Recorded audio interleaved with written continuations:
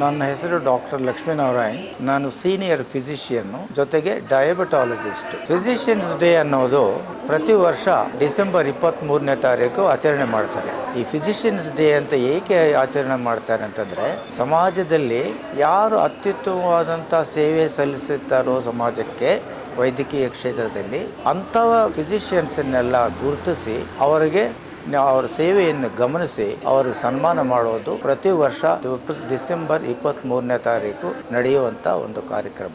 ಇದನ್ನು 1944ನೇ ಇಸವಿಯಲ್ಲೇ ನಮ್ಮ ಹಿರಿಯರು ಫಿಸಿಷಿಯನ್ಸು ಬ್ರಿಟಿಷರ ಕಾಲದಲ್ಲೇ ಫಿಸಿಷಿಯನ್ಸ್ ಡೇ ಅನ್ನೋದನ್ನು ಅನುಷ್ಠಾನಕ್ಕೆ ತಂದರು.